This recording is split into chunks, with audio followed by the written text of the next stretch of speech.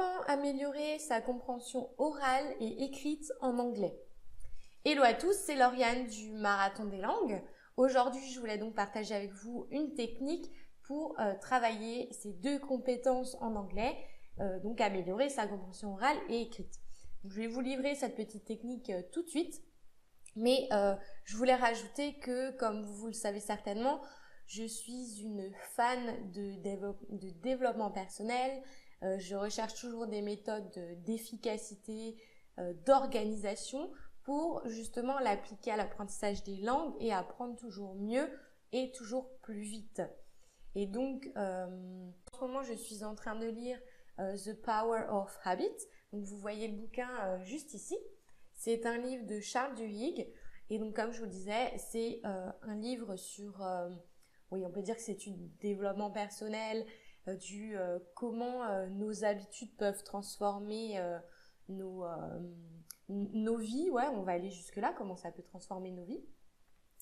Et celui-ci est super intéressant, donc c'est tout. Je vous laisse le découvrir si ça vous intéresse. Mais c'est celui-ci qu'on va prendre en exemple parce que je suis en train de le lire en ce moment.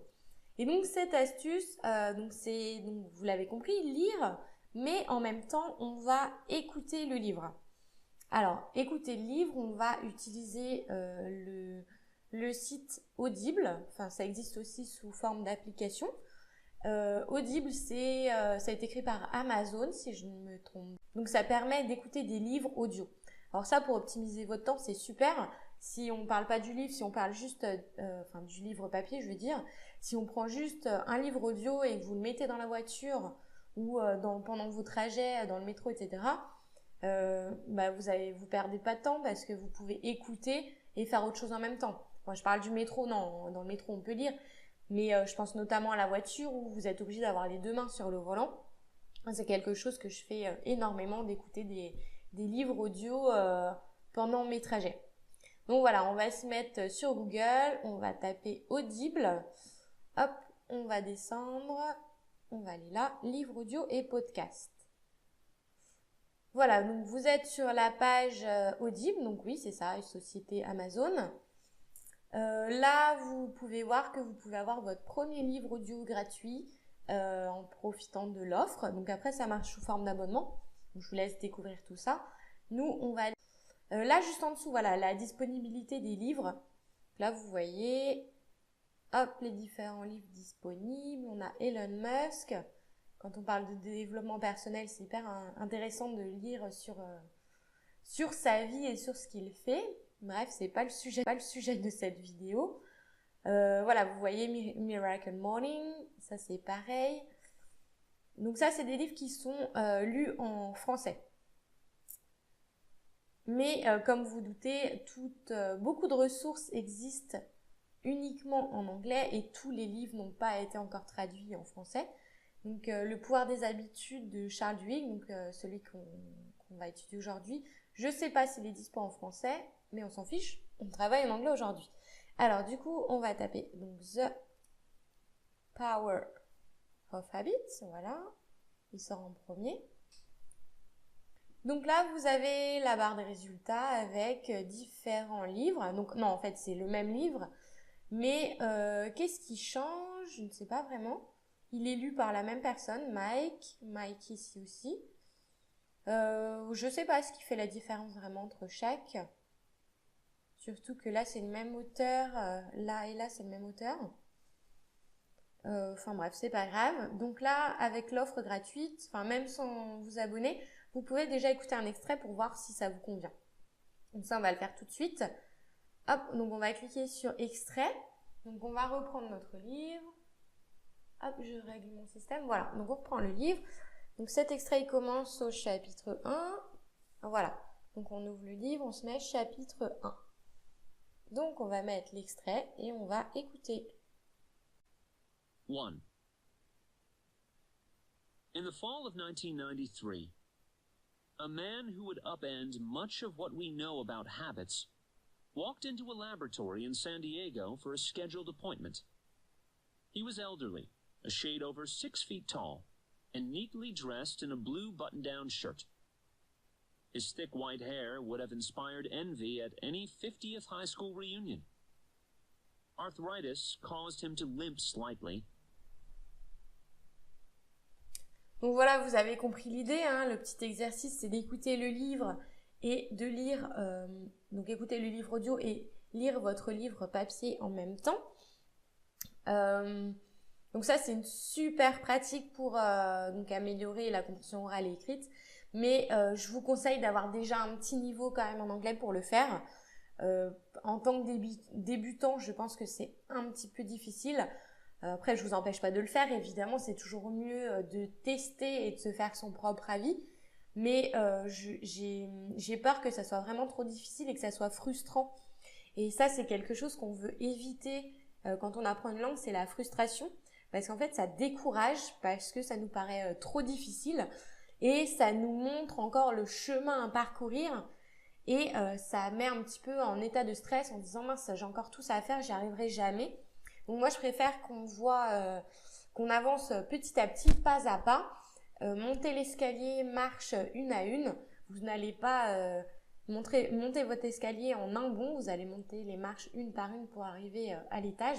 Et donc, c'est ce qu'il faut faire quand on apprend une langue pour se féliciter des petites avancées. Parce que c'est comme ça qu'on apprend une langue. C'est pas en voulant griller les étapes parce que de toute façon, ça ne fonctionne pas. Donc, vous avez compris. Ça, je vous le recommande plutôt si vous êtes déjà capable de lire en anglais, évidemment. Pour la compréhension orale, si vous sentez qu'il y a un décalage, et ça, c'est normal, il y a toujours plusieurs décalages dans les différentes compétences d'une langue, entre le fait de parler, le fait de lire, de comprendre. Mais si déjà vous êtes capable de lire et que votre compréhension orale, c'est pas encore le top, justement, faites-le. C'est vraiment super pour repérer la prononciation, comment dire les mots, etc. Ça, c'est vraiment, je pense que c'est vraiment une très très bonne technique pour s'améliorer. Alors, en plus de ça, je voulais partager avec vous le bénéfice de faire ça. En fait, c'est un double bénéfice parce que vous améliorez les deux compétences. Mais il y a un autre lot de double bénéfice, je dirais, c'est le fait de mutualiser des choses qui vous plaisent à votre apprentissage. Donc, comme je vous l'ai dit, moi j'aime bien lire des livres sur ce genre de thématique et donc autant le faire dans la langue que j'apprends ou que j'entretiens. Donc là j'aurais pu très bien le lire en français, mais j'aurais pas amélioré l'anglais de l'autre côté.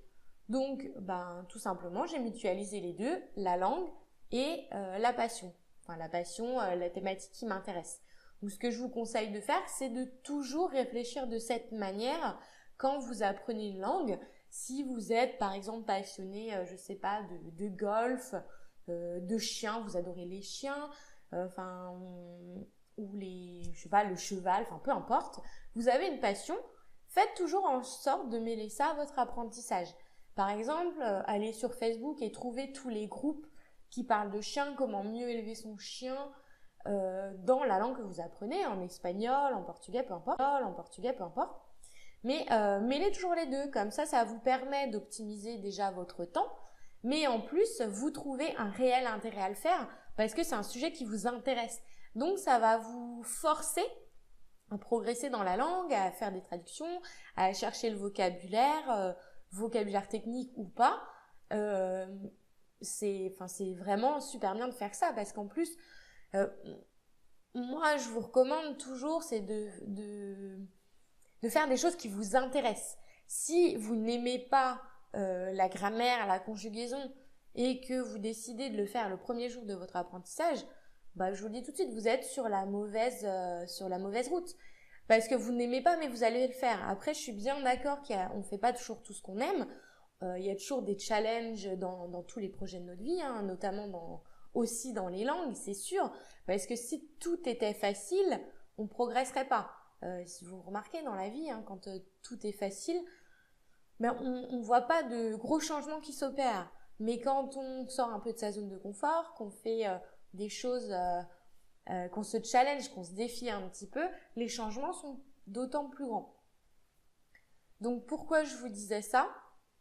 Parce que oui, tout n'est pas facile et que si vous n'aimez pas la grammaire, il y a un moment, il va falloir y passer. mais ne mettez pas la priorité là-dessus. Commencez par faire des choses qui vous plaisent dans la langue, commencez par quelque chose qui vous donne envie d'y retourner chaque jour. Parce que la langue, l'apprentissage de la langue, faut pas que ça devienne une contrainte, parce que vous allez vite perdre le train en route, vous allez abandonner la course et c'est absolument pas ce qu'on veut faire. C'est vraiment là où on va se concentrer, c'est votre persévérance et le fait d'y retourner chaque jour qui va vous faire avancer. Donc voilà, concentrez-vous sur ce double bénéfice qui est des choses qui vous plaisent, de vous concentrer sur votre passion et sur l'apprentissage de la langue. Donc voilà, aujourd'hui vous avez appris de nouvelles choses, du moins j'espère que vous avez appris quelque chose. Je vous invite à vous abonner à la chaîne juste en dessous de la vidéo si ce n'est pas encore fait et à commenter, à me dire ce que vous avez pensé de ces deux petites astuces techniques d'apprentissage, si vous êtes prêts à les mettre en place. Et donc dites-moi aussi quelle langue vous apprenez en ce moment, parce que c'est vrai que tout le monde n'apprend pas l'anglais. Et si vous aimeriez voir ce genre de vidéo pour d'autres langues, dites-le moi, parce que c'est vrai qu'il y a beaucoup plus de ressources pour l'anglais, mais si vous êtes intéressé par l'espagnol, le russe, à tout hasard, ou d'autres langues, je me ferai un plaisir de faire un peu plus de recherche pour trouver des astuces de ce type. Donc voilà, je vous souhaite une excellente journée et je vous dis à très vite dans la prochaine vidéo.